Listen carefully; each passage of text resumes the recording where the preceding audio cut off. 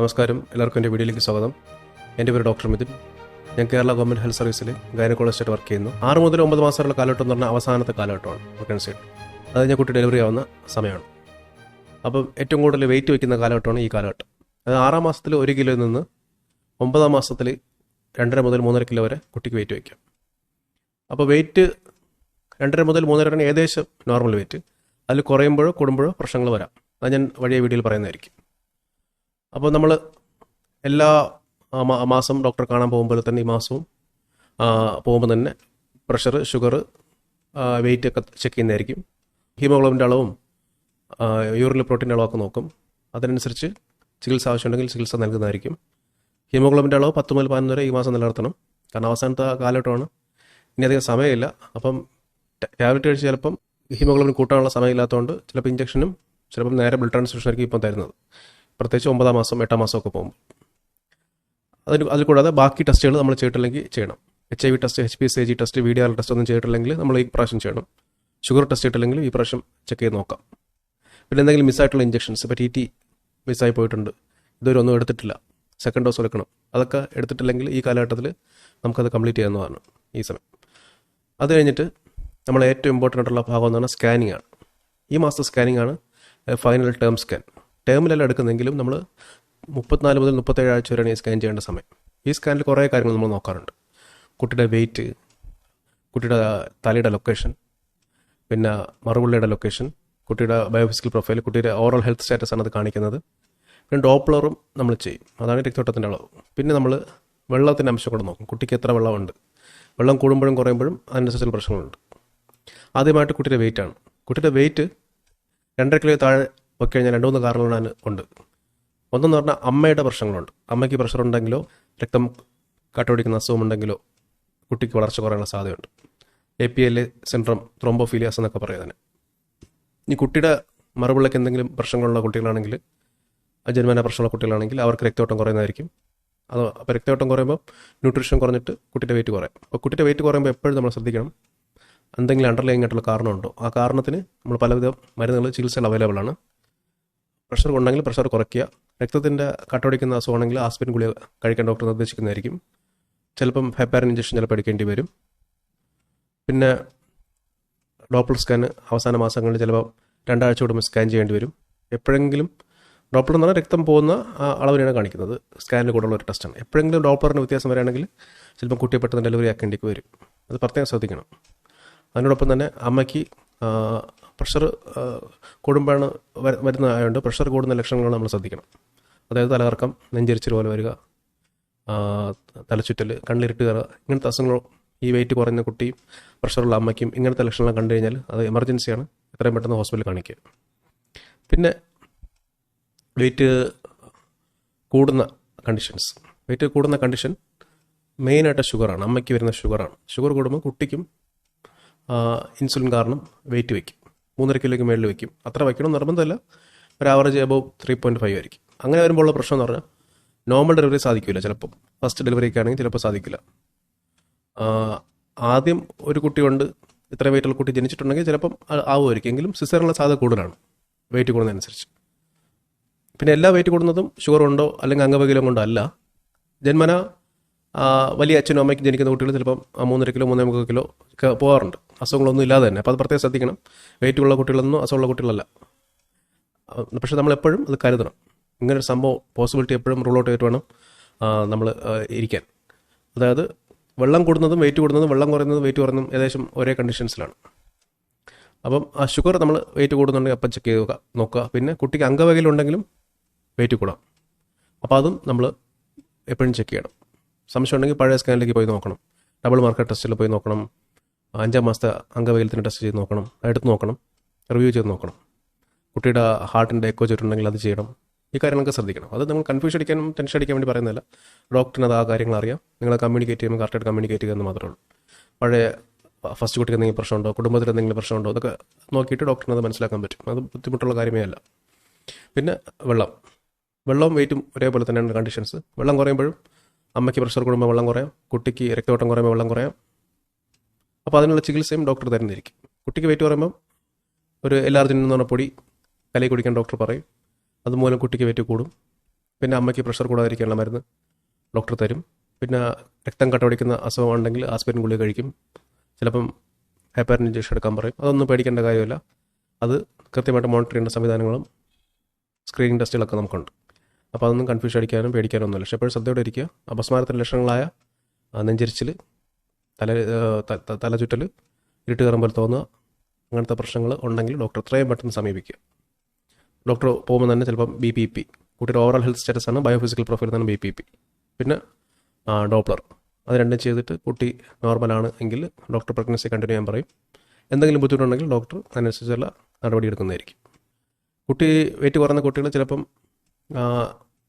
ഈ പ്രഷർ കൂടുമ്പോൾ പ്രശ്നം എന്ന് പറഞ്ഞാൽ കുട്ടിക്ക് രക്തയോട്ടം കുറയും. കുട്ടിയുടെ സാഹചര്യം മോശമാണ് ഗർഭപാത്രത്തിനുള്ളിൽ വെയിറ്റ് കുറഞ്ഞ കുട്ടികൾക്ക്. അപ്പോൾ കൂടുതൽ കാലം ഇരിക്കും അതിനകത്തിരിക്കുന്നത് കുട്ടിക്ക് അപകടമാണ്.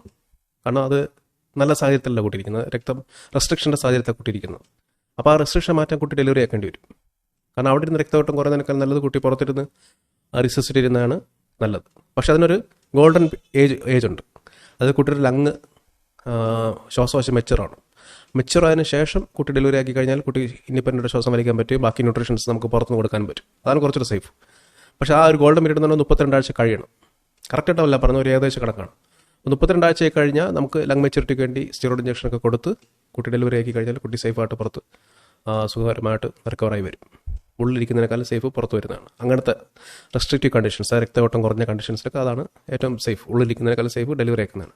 അപ്പോൾ പെട്ടെന്ന് ഇപ്പോൾ ഡോപ്ലറിൽ രക്തയോട്ടം കുറയുമോ അല്ലെങ്കിൽ രക്തയോട്ടം റിവേഴ്സൽ എന്ന് പറയും, തിരിച്ച് രക്തയോട്ടം ഒട്ടും തന്നെ പോകാത്ത അവസ്ഥ വരുന്നു. അപ്പോഴൊക്കെ പെട്ടെന്ന് ഡെലിവറിയൊക്കെ നോക്കും. കുട്ടി ചിലപ്പോൾ സ്റ്റിറോയിഡ് കൊടുക്കേണ്ട സമയം ഉണ്ടാവില്ല. ചിലപ്പോൾ 1 ഡോസ് സ്റ്റിറോയിഡ് കൊടുക്കാൻ പറ്റുള്ളൂ. ചിലപ്പം 2 ഡോസ് സ്റ്റിറോയിഡ് കൊടുക്കേണ്ട സമയം ഉണ്ടാവും. ചിലപ്പോൾ അപ്പം തന്നെ പുറത്തെടുക്കേണ്ടി വരും. എന്നിട്ട് ബാക്കി കാര്യങ്ങൾ പിന്നെ ഡോക്ടർ നിയോനേറ്റൽ ഡോക്ടറുമായിട്ട് കൺസൾട്ട് ചെയ്തിട്ടായിരിക്കും ബാക്കി കാര്യങ്ങൾ ചെയ്യുന്നത്. അപ്പോൾ അതിനെപ്പറ്റി പറയേണ്ട ആവശ്യമില്ല. എല്ലാം കൃത്യമായിട്ട് കമ്മ്യൂണിക്കേറ്റ് ചെയ്യുക, കൂടുതൽ കാര്യങ്ങൾ എല്ലാ കാര്യങ്ങളും മനസ്സിലാക്കി വയ്ക്കുക. അപ്പോൾ തന്നെ കുറേ അപ്രിഹെൻഷൻസും ലാസ്റ്റ് ടൈം വറീസൊക്കെ മാറിക്കിട്ടും. പിന്നെ ഉള്ള കാര്യം വെയിറ്റും വെള്ളവും ഞാൻ പറഞ്ഞു. പിന്നെ കുട്ടിയുടെ ലൊക്കേഷൻ, കുട്ടിയുടെ തലയാണോ താഴെ അല്ല കാലാണോ താഴെ എന്നുള്ളത് ഈ സ്കാനിൽ അറിയാൻ പറ്റും. 34 മുതൽ 37 ആഴ്ച വരെയുള്ള ആ സ്കാനിൽ. അതിനുശേഷം പിന്നെ കുട്ടിയുടെ പൊസിഷൻ ചെയ്യുകയും ചെയ്യില്ല. നേരത്തുള്ള സ്കാനിലും തലയും താഴെ ആയിരിക്കും, ചിലപ്പോൾ കാലും താഴെ ഇരിക്കാം. പക്ഷെ അത് ചേഞ്ച് ചെയ്തുകൊണ്ടിരിക്കാം. കുട്ടിക്ക് മൂവ് ചെയ്യേണ്ട സ്പേസ് ഉണ്ട്, അപ്പോൾ അത് ചേഞ്ച് ചെയ്യും. അതപ്പോൾ അത് സ്റ്റേബിൾ പൊസിഷനല്ല. ഈ പ്രാവശ്യത്തെ സ്കാനിൽ കാണുന്ന തലയാണോ കാലാണോ താഴെ ഇരിക്കുന്നത് അത് സ്റ്റേബിൾ ആയിരിക്കും. കാരണം കുട്ടി വളർന്നു, പിന്നെ കുട്ടിക്ക് മൂവ് ചെയ്യാനുള്ള സമയമില്ല, ആ സ്ഥലമില്ല. അതാണ് എൻ്റെ കാര്യം. പിന്നെ ഉള്ളത് പ്ലാസൻ്റ, മറുപിള്ളയുടെ ലൊക്കേഷൻ. മറുപിള്ള യൂട്രസിൻ്റെ ഫ്രണ്ടിലിരിക്കാം, താഴെ ഇരിക്കാം, സൈഡിലിരിക്കാം, മുകളിലിരിക്കാം. താഴെ ഇരിക്കുമ്പം അതൊരു പ്രശ്നം പിടിച്ചൊരു കണ്ടീഷനാണ്, പ്ലാസൻ്റ പ്രിവ്യൂ എന്ന് പറയും. കുട്ടി ജനിക്കുമ്പോൾ ഇറങ്ങി വരാൻ പാടായിരിക്കും.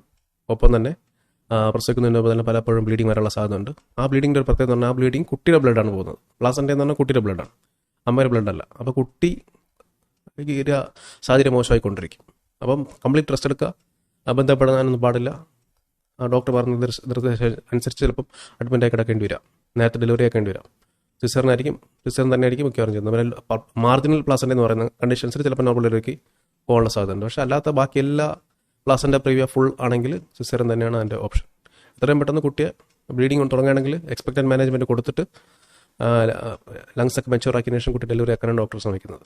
അപ്പോൾ അത് ഡോക്ടർ കൃത്യമായിട്ടും നിങ്ങളോട് കമ്മ്യൂണിക്കേറ്റ് ചെയ്യുന്നതായിരിക്കും. പിന്നെ പ്ലാസൻ്റ മറുപടി ഫ്രണ്ട് ഇരിക്കുകയാണെങ്കിൽ ഒരു കണ്ടീഷനുണ്ട്. നേരത്തെ സിസേറിൻ ചെയ്ത ആളാണെങ്കിൽ ആ സിസേറിൻ സ്കാറിനകത്ത് പ്ലാസൻ്റ ഇരിക്കും. അത് ഭയങ്കര അപകടം പിടിച്ചൊരു അവസ്ഥയാണ്. ചിലപ്പം സിസറിൻ്റെ സമയത്ത് ആ പ്ലാസൻ്റ പുറത്ത് വരാൻ പാടായിരിക്കും, ബ്ലീഡിങ് കൂടും. ചിലപ്പം യൂട്രസൊക്കെ എടുത്ത് മാറ്റേണ്ട അവസ്ഥ ചിലപ്പോൾ വന്നേക്കാം.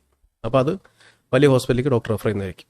അപ്പോൾ നമ്മളത് അമർദ്ദിക്കേണ്ട കാര്യമില്ല, കൃത്യമായിട്ട് വലിയ ഹോസ്പിറ്റലിൽ പോയി ചികിത്സ തേടുക. അതാണ് കുട്ടിക്കും അമ്മയ്ക്കും സേഫ്. പിന്നെ പ്ലാസൻ്റ മുകളിലും സൈഡിലിരിക്കുന്ന വലിയ പ്രശ്നമുള്ള സംഭവങ്ങളല്ല. പിന്നെ ചിലപ്പോൾ ഫൈബ്രോയിഡൊക്കെ ഉണ്ടാവും യൂട്രസിനകത്ത്. അത് കുട്ടിക്ക് വളർച്ച കുറയാനും നേരത്തെ ഡെലിവറി ആക്കാനുള്ള സാധ്യതയൊക്കെ ഉണ്ട്. അത് ഡോക്ടർ പറഞ്ഞു തരുന്നതായിരിക്കും. അതൊക്കെ വലിയ വലിയ സെൻറ്ററിൽ തന്നെയാണ് ചെയ്യേണ്ടത്. ചെറിയ ഹോസ്പിറ്റലിൽ അതിനുള്ള സൗകര്യം കുറവായിരിക്കും. പിന്നെ കുട്ടിയുടെ വെയിറ്റ് നേരത്തെ നമ്മൾ പറഞ്ഞു, വെള്ളം പറഞ്ഞു, പ്ലാസൻ്റ ലൊക്കേഷൻ പറഞ്ഞു, കുട്ടിയുടെ തല അല്ലെങ്കിൽ കാലിൻ്റെ കാര്യവും പറഞ്ഞു. ഇനിയുള്ളത് BPP, ബയോഫിസിക്കൽ പ്രൊഫൈൽ. കുട്ടിയുടെ ഓവറോൾ ഹെൽത്താണ്. കുട്ടിയുടെ മൂവ്മെൻറ്റ്സ്, കുട്ടിയുടെ റെസ്പിറേഷൻ, വെള്ളത്തിൻ്റെ അളവ്, ഇതെല്ലാം കൂടെ ചേർത്തൊരു കോമ്പോസിറ്റ് ടോട്ടൽ വാല്യൂ ആണ് biophysical profile. Overall health status of ബേബിയാണ്. അപ്പോൾ അത് 8 ഫുൾ വാല്യൂ. ചിലപ്പോൾ 8/8 ആണെങ്കിൽ നോർമലാണ്, 6/8 ആണെങ്കിൽ അബ്നോർമലാണ്, 4/8 ആണെങ്കിൽ അബ്നോർമലാണ്. അത് ചികിത്സ തേടേണ്ടി വരും. പിന്നെ ഡോപ്ലർ ടെസ്റ്റ് ഉണ്ട്. ഡോപ്ലർ എന്ന് പറയുമ്പോൾ ഞാൻ നേരത്തെ പറഞ്ഞ പോലെ തന്നെ രക്തയോട്ടം നോക്കുന്നതാണ്. അതിന് അബ്നോർമാലിറ്റി വരികയാണെങ്കിൽ അത് പ്രഷറോ അല്ലെങ്കിൽ രക്തം കണ്ടുപിടിക്കുന്ന അവസ്ഥയോ പ്ലാസൻ്റിലുള്ള പ്രശ്നങ്ങളോ ഒക്കെ ആയിരിക്കാം. അതൊപ്പം തന്നെ അപസ്മാരം, കുട്ടിക്ക് വളർച്ച കുറവ്, ഇതൊക്കെ ഉണ്ടാകാൻ സാധ്യതയുണ്ട്. നേരത്തെ ഡെലിവറി ആക്കേണ്ടി വരും. ICU സെറ്റപ്പുള്ള സ്ഥലങ്ങളിൽ തന്നെ ചിലപ്പം ഡോക്ടർ റെഫർ ചെയ്യേണ്ടി വരും. നിയോനറ്റൽ ICU, കുട്ടികൾക്കുള്ള ICU ചിലപ്പോൾ ആവശ്യം വരും ഈ സാഹചര്യത്തിൽ. പിന്നെ ഉള്ളത് ഇത്രയൊക്കെ കാര്യങ്ങളുള്ളൂ സ്കാനിൽ. പിന്നെ ഉള്ളത് നമ്മൾ കഴിക്കേണ്ട ഗുളിക, ഏറ്റവും ഇമ്പോർട്ടൻ്റ് ഗുളികയാണ് നമ്മൾ ഈ പ്രശ്നം കഴിക്കേണ്ട അയൺ കാൽസ്യം ഗുളികകളാണ്. അയൺ ഹീമോഗ്ലോബിൻ 10 മുതൽ 11 വരെ ഇല്ലെങ്കിൽ അയൺ ടാബ്ലറ്റ് 2 തന്നെ കഴിക്കുക. കുറച്ച് ലേറ്റായിട്ടാണ് ഇത് അനീമിയ അനീമിയ തന്നെ രക്തക്കുറവ് കാണുന്നുണ്ടെങ്കിൽ ചിലപ്പം ബ്ലഡ് ട്രാൻസ്ഫ്യൂഷൻ തന്നെ ചിലപ്പോൾ ചെയ്യേണ്ടി വരും. കാരണം സമയമില്ല. കാരണം ഗുളിക കഴിച്ച് ഇഞ്ചക്ഷൻ എടുത്ത് കഴിക്കാൻ 1 മാസത്തിന് മേളിൽ ആവും രക്തം കൂടാൻ വേണ്ടി. പക്ഷേ ബ്ലഡ് ട്രാൻസ്ഫ്യൂഷൻ കൊടുത്തു കഴിഞ്ഞാൽ പിറ്റേ ദിവസം തന്നെ നമുക്ക് ആവശ്യമുള്ള വാല്യൂ എത്തിക്കാൻ പറ്റും. എപ്പോഴും 10 മുതൽ 11 വരെയാണ് നോർമൽ വാല്യൂ. നമുക്ക് ഡയറ്റ്, ആഹാരം ഇപ്രാവശ്യം ഫസ്റ്റ് 3 മന്ത് നോർമൽ ഡയറ്റ് മതിയാവും. പക്ഷേ സെക്കൻഡ് 3 മന്ത്, തേർഡ് 3 മന്ത്, അതായത് 3 മുതൽ 9 മാസം വരെയുള്ള കാലഘട്ടത്തിൽ 300 കലോറി എക്സ്ട്രാ നമ്മൾ കഴിക്കണം. സാധാരണ ആഹാരം കഴിക്കുന്നതിന് 300 കിലോ കലോറി എക്സ്ട്രാ കഴിക്കണം. പിന്നെ പ്രോട്ടീൻ 60 ഗ്രാം പ്രോട്ടീനാണ് ആവശ്യം. ഒരു 50-60 kg ഉള്ള ഒരു കുട്ടിക്ക്, ഒരു അമ്മയ്ക്ക് 60 ഗ്രാം പ്രോട്ടീൻ ആവശ്യമുണ്ട്. പ്രോട്ടീൻ്റെ സോഴ്സ് പറയുകയാണെങ്കിൽ മുട്ട, ചിക്കൻ, പയർവർഗ്ഗങ്ങളിൽ നിന്നൊക്കെ കിട്ടും. മുട്ടയിൽ 6 ഗ്രാം പ്രോട്ടീനാണുള്ളത് ഒരു മുട്ടയിൽ ആവറേജ്. ഒരു 100 ഗ്രാം ചിക്കൻ എടുക്കുകയാണെങ്കിൽ 25 മുതൽ 30 ഗ്രാം വരെ പ്രോട്ടീൻ ചിക്കനകത്തുണ്ട്. അപ്പം അത്യാവശ്യം വല്ലപ്പോഴും ചിക്കൻ കഴിക്കുക, 2-3 മുട്ട ദിവസം കഴിക്കുക. അത് വളരെ പ്രോട്ടീൻ റിക്വയർമെൻറ്റ് നമുക്ക് തരുന്നതായിരിക്കും. പിന്നെ കാൽസ്യം എന്ന് പറഞ്ഞാൽ 1.5 ഗ്രാം ആണ് ആവശ്യം. നമുക്ക് 1 ഗ്രാം വരെ ആഹാരത്തിൽ നിന്ന് കിട്ടും. നമ്മൾ 500 mg ഗുളിയാണ്, 1/2 ഗ്രാമിൻ്റെ ഗുളിയാണ് കഴിക്കുന്നത്. ഉറക്കം, നല്ല ഉറക്കം ഈ പ്രാവശ്യം വേണം. 8 മണിക്കൂർ ഉറക്കം മിനിമം വേണം. പിന്നെ എക്സർസൈസ് ചെയ്യുന്നവർ എക്സർസൈസ് കണ്ടിന്യൂ ചെയ്യുക. പുതുതായിട്ട് തുടങ്ങുന്നവർ സ്ലോ ആയിട്ട് സ്റ്റാർട്ട് ചെയ്യുക. ഹാർട്ട് ഡിസീസ് ഉള്ളവർ, പ്ലാസൻ്റ പ്രിയ, അതായത് മറുപടി താഴെ ഇരിക്കുന്ന ആൾക്കാർ, ശ്വാസം മുട്ടുള്ള ആൾക്കാർ, ഹാർട്ടിൻ്റെ അസുഖമുള്ള ആൾക്കാർ ഇതൊന്നും ചെയ്യാൻ പാടില്ല. ഡോക്ടറിൻ്റെ സൂപ്പർവിഷൻ കൂടെ മാത്രമേ ഫിസിക്കൽ ആക്ടിവിറ്റി എന്ത് വേണമെങ്കിലും ചെയ്യാൻ സാധിക്കുകയുള്ളൂ. ആ കാര്യം പ്രത്യേകം ശ്രദ്ധിക്കുക. പിന്നെയുള്ള കാര്യം എന്ന് പറഞ്ഞാൽ സാധാരണഗതിയിൽ വരുന്ന ഛർദി, മനം പുരട്ടൽ, വയറ്റിൽ നിന്ന് പോകാതിരിക്കൽ, മലബന്ധം, വെള്ളപ്പോക്ക്, അതൊക്കെ വരാം. പിന്നെ റെയർലി കുറച്ച് ആൾക്കാർക്ക് വെരിക്കോസ് വെയിനും മൂലക്കുരുവൊക്കെ വരാനുള്ള സാധ്യതയുണ്ട്. അത് ചെറിയ ചെറിയ സ്റ്റേജ് ആണെങ്കിൽ വലിയ കുഴപ്പമില്ല. പക്ഷേ സിവിയറാണ്, അൺബിയറബിൾ പെയിനൊക്കെ ആണെങ്കിൽ ഡോക്ടറെ കാണിക്കേണ്ടി വരും. സർജൻ ഡോക്ടറാണ് കാണിക്കേണ്ടത്. അവരെ കൃത്യമായിട്ട് അതിനുള്ള നിർദ്ദേശം നൽകുകയും ചെയ്യും. പിന്നെ ഉള്ളത് കുറച്ച് വാർണിംഗ് സൈൻസാണ്. ഈ സമയത്ത് എന്തൊക്കെ പ്രശ്നങ്ങൾ നമ്മൾ ശ്രദ്ധിച്ച് എപ്പോൾ ചികിത്സ തേടണം എന്നുള്ള വാർണിംഗ് സൈൻസാണത്. സാധാരണ 37 ആഴ്ച കഴിഞ്ഞ് വേദന വരുന്നത് വിഷയമല്ല, മാസം കഴിഞ്ഞ് പ്രസവിക്കാൻ പോകുന്നതാണ്, അതിന് വിഷയമല്ല. പക്ഷേ 37 ആഴ്ചയ്ക്ക് മുമ്പ് ഒരു വേദന വരികയാണെങ്കിൽ അത് പ്രശ്നമാണ്. മാസം തികയാതെ പ്രസവിക്കുന്നതാണ്. ലങ്സിന് മെച്യൂരിറ്റി ഉണ്ടാവില്ല. അപ്പോൾ ഇഞ്ചക്ഷൻ എടുക്കേണ്ടി വരും. ഇഞ്ചക്ഷൻ എടുത്തില്ലെങ്കിൽ ഡോക്ടർ ഇഞ്ചക്ഷൻ തരും. 2 ഡോസ് ഇഞ്ചക്ഷനാണ്. 24 മണിക്കൂർ ഇടവിട്ട് 2 ഡോസ് ഇഞ്ചക്ഷനാണ് എടുക്കുന്നത്, സ്റ്റീറോയിഡ് ഇഞ്ചക്ഷൻ. ആ ഇഞ്ചക്ഷൻ എടുത്തതിന് ശേഷം കുട്ടിയെ ഡോക്ടർ എക്സ്പെക്റ്റഡ് മാനേജ്മെൻറ്റ് അമ്മയ്ക്ക് ചെയ്യും. അത് കഴിയുമ്പം ഏകദേശം പിന്നെ ഡെലിവറി ആയാലും വലിയ പ്രശ്നം വരില്ല. നമുക്ക് ഇൻക്യുബേറ്ററിൽ വെച്ചിട്ട് റെഡിയാക്കി എടുക്കാൻ പറ്റും. മഞ്ഞയൊക്കെ വരാനുള്ള സാധ്യതയുണ്ട്. അത് ഡോക്ടർ മഞ്ഞ ചെക്ക് ചെയ്തിട്ട് ചിലപ്പോൾ ലൈറ്റ് അടിക്കേണ്ട ചികിത്സ ആവശ്യം വരും. അതൊക്കെ ഡോക്ടർ ചെയ്തോളൂ. അത് നമ്മൾ അറിയരുത്. അത് അറിഞ്ഞിരിക്കണം. പക്ഷേ ഈ കാര്യങ്ങൾ അതുകൊണ്ടാണ് ഈ കാര്യം കൂടുതൽ ഫോക്കസ് ചെയ്ത് പറയുന്നത്. പിന്നെ നേരത്തെ ഞാൻ പറഞ്ഞ പോലെ തലചുറ്റൽ, കണ്ണിരിട്ട് കയറുക, തലകറക്കം, ഇതൊക്കെ ഉണ്ടെങ്കിൽ എത്രയും പെട്ടെന്ന് ഡോക്ടറെ കാണിക്കുക. BP അപ്പം തന്നെ ചെക്ക് ചെയ്യാൻ പറ്റുമെങ്കിൽ BP ചെക്ക് ചെയ്യുക. BP കൂടുകയാണെങ്കിൽ അത് വളരെ പ്രശ്നമാണ്. അപസ്മാരത്തിൻ്റെ ഒരു ലക്ഷണം തന്നെ ആയിരിക്കും. തൊട്ട് മുമ്പുള്ള ലക്ഷണമായിരിക്കാം ഈ സിംറ്റംസ്. ഈ തലചുറ്റൽ, കണ്ണിരിട്ട് കയറുക, ഗ്യാസ്, ഛർദ്ദിക്കാൻ വരിക, അതൊക്കെ അപസ്മാരത്തിന് തൊട്ട് മുമ്പുള്ള ലക്ഷണമായിരിക്കും. അതും അല്ലായിരിക്കാം. പക്ഷേ നമ്മൾ അപസ്മാരം ഉണ്ടാകാൻ സാധ്യത ഉണ്ടെന്ന് വിചാരിച്ചിട്ട് നമ്മൾ ഡോക്ടറെ ചികിത്സ എത്രയും പെട്ടെന്ന് തേടേണ്ടതുണ്ട്. പ്രഷറില്ലാത്തവർക്ക് വലിയ പ്രശ്നമല്ല. പ്രഷറുള്ളവരാണ് ഈ സാധാരണ ഈ അപസ്മാരത്തിലോട്ട് പോകുന്നത്. ഒപ്പം തന്നെ ചിലപ്പോൾ പ്രഷറിലേക്ക് കുട്ടിക്ക് വെയിറ്റ് കുറഞ്ഞ ആൾക്കാരിലും വെള്ളം കുറഞ്ഞ ആൾക്കാരിലും ഇതിൻ്റെ സാധ്യതയുണ്ട്, അപസ്മാരമുള്ള സാധ്യതയുണ്ട്. അപ്പോൾ അത് നമ്മൾ ശ്രദ്ധിക്കണം. പിന്നെ ഉള്ളതെന്ന് പറഞ്ഞാൽ ബ്ലീഡിങ്, ചെറിയ ബ്ലീഡിങ്, ഒരു മ്യൂക്കോസോളത്ത് ബ്ലീഡിങ് കുഴപ്പമില്ല. ചിലപ്പം 37 ആഴ്ച കഴിഞ്ഞാൽ അത് ഡെലിവറിക്ക് വേണ്ടിയുള്ള ബ്ലീഡിങ് ആയിരിക്കും. ഫ്രഷ് ബ്ലഡ് വരികയാണെങ്കിൽ അതിപ്പോൾ വന്നാലും അത് പ്രശ്നമാണ്. ചിലപ്പോൾ മറുപിള്ള സെപ്പറേറ്റ് ആയി പോകുന്നതായിരിക്കും. അബ്രപ്ഷൻ എന്ന് പറയും. അത് പ്രഷറുള്ളവർക്ക് വരാം, പ്രഷറില്ലാത്തവർക്കും വരാം. ആക്സിഡൻറ്റ് പറ്റുമ്പോൾ ചിലപ്പോൾ വരാം. അപ്പോൾ അത് അമ്മയ്ക്കും കുട്ടിക്കും കേടാണ്. അത് പെട്ടെന്ന് ചികിത്സ എടുക്കേണ്ടതാണ്. ഫ്രഷ് ബ്ലഡ് കണ്ടാൽ അപ്പോൾ തന്നെ ഡോക്ടറെ കാണിക്കുക. ഏത് കാലഘട്ടത്താണെങ്കിലും 37 ആഴ്ച കഴിഞ്ഞാണെങ്കിൽ ശരി, 37 ആഴ്ച മുമ്പ് ആണെങ്കിൽ ശരി. 37 ഞാൻ പറഞ്ഞ കാരണം 37 ആഴ്ചയാണ് കുട്ടിയുടെ വളർച്ച പൂർണ്ണത എത്തുന്ന ദിവസം, ആ കാലഘട്ടം. അത് കഴിഞ്ഞാൽ നോർമൽ ഡെലിവറി ആക്കി കഴിഞ്ഞാൽ പ്രശ്നമില്ല, കുട്ടി വളർന്നോളും. കുട്ടിക്ക് വെന്റിലേറ്ററോ ഇൻക്യുബേറ്റർ സപ്പോർട്ടൊന്നും ആവശ്യമില്ല. കുട്ടി തനിയെ ഡെവലപ്പായി വരും. അതിനാണ് 37 ആഴ്ച എന്നുള്ള കട്ട് ഓഫ് വെച്ചിരിക്കുന്നത്. 40 ആഴ്ചയാണ് പ്രഗ്നൻസി ഡേറ്റ് എങ്കിലും 37 ആഴ്ച കഴിഞ്ഞപ്പോഴെങ്കിലും പ്രസവിച്ച പ്രശ്നമില്ലാത്ത അവസ്ഥയിലെത്തും. അങ്ങനെ 37 ആഴ്ച പ്രത്യേകം ശ്രദ്ധിക്കുക. പിന്നെ വയറുവേദന പറഞ്ഞു, തലചുറ്റലിൻ്റെ കാര്യം പറഞ്ഞു, ബ്ലീഡിങ്ങിൻ്റെ കാര്യം പറഞ്ഞു. പിന്നെ വെള്ളപ്പൊക്കം എന്ന് പറഞ്ഞാൽ വജൈനൽ ഡിസ്ചാർജ് ആണെങ്കിൽ കുഴപ്പമില്ല, അതിന് ചികിത്സ ഉള്ളിൽ മരുന്ന് വയ്ക്കുന്ന ചികിത്സ ഉണ്ട്. പക്ഷേ വെള്ളം പോലെ പോകുന്ന അവസ്ഥ ഉണ്ടെങ്കിൽ അത് മെംബ്രെയിൻസ് പൊട്ടിപ്പോകുന്ന വെള്ളമായിരിക്കും. അത് ഏർലി ഡെലിവറി ആവാനുള്ള സാധ്യതയുണ്ട്. 37 ആഴ്ച മുമ്പാണെങ്കിൽ പ്രശ്നമാണ്, ഡോക്ടറെ കാണിക്കണം. കുട്ടിക്ക് ലങ് വെച്ചിരിക്കുന്ന ഇഞ്ചക്ഷൻ വേണം. അതിനുശേഷം ഡെലിവറി ആക്കാം. ഒരു കൺട്രോൾഡ് എൻവയോൺമെൻറ്റിൽ ഡെലിവറി ആക്കാൻ പറ്റും, കുഴപ്പമില്ല. 37 ആഴ്ച കഴിഞ്ഞിട്ട് വെള്ളം പോയാലും വലിയ പ്രശ്നമില്ല, കാരണം നോർമൽ ഡെലിവറിക്ക് വേണ്ടിയുള്ള ആ വെള്ളം പോക്കാണ് നമുക്കത് അസ്യൂം ചെയ്യാൻ പറ്റും.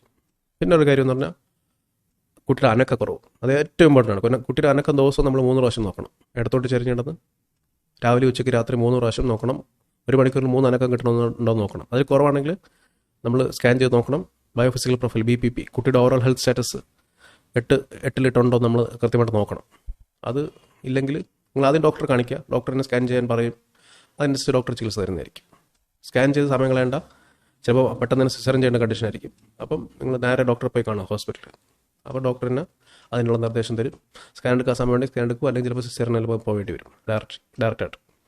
പിന്നെ ചിലപ്പം വോമിറ്റിങ്ങും ഒക്കെ ഈ പ്രസവത്തിന് സമയത്ത് വരാം, ഗ്യാസ് വരാം.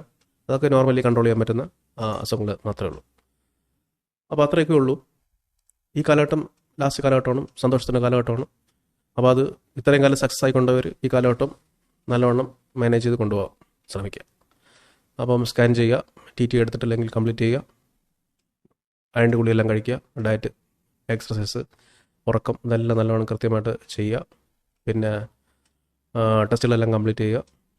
പിന്നെ രക്തം നെഗറ്റീവ് ഗ്രൂപ്പ് ആണെങ്കിൽ രക്തം അറേഞ്ച് ചെയ്ത് വെക്കണം. 1-2 കോപ്പി അറേഞ്ച് ചെയ്ത് വെക്കേണ്ടി വരും. ICT എന്നൊരു ടെസ്റ്റ് ഉണ്ട്. അമ്മ നെഗറ്റീവ് അച്ഛൻ പോസിറ്റീവ് ആണെങ്കിൽ ICT ടെസ്റ്റ് ചെയ്തിരിക്കണം. അത് എൻ്റെ വാല്യൂ ഡോക്ടറെ കാണിക്കുക. നെഗറ്റീവും പോസിറ്റീവ് ആവാം. നെഗറ്റീവ് ആണെങ്കിൽ പ്രശ്നമില്ല, പോസിറ്റീവ് ആണെങ്കിൽ അതിനനുസരിച്ചുള്ള ചികിത്സ വേണം. അപ്പം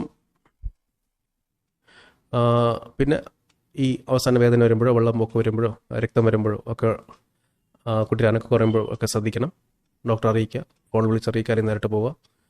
അപ്പോൾ അതിനനുസരിച്ച് നിർദ്ദേശം കിട്ടും. 37 ആഴ്ച കൊണ്ട് ഒരു സക്സസ്ഫുൾ ആയിട്ടുള്ള ഡെലിവറി എല്ലാവർക്കും ഉണ്ടാവും, 90% ഉണ്ടാവും. ബാക്കിയുള്ളവരൊക്കെ മാനേജ് ചെയ്യാൻ ഡോക്ടർമാർക്ക് പറ്റും. പക്ഷേ എല്ലാ കമ്മ്യൂണിക്കേഷനും നേരത്തെ ഇൻഫോംഡ് ആയിരിക്കണം എന്ന് മാത്രമേ ഉള്ളൂ. അതുകൊണ്ട് കൂടെയൊക്കെയാണ് ഈ വീഡിയോ ചെയ്യുന്നത്. എൻ്റെ വീഡിയോ കേട്ട എല്ലാവർക്കും എൻ്റെ നന്ദി ഞാൻ രേഖപ്പെടുത്തും.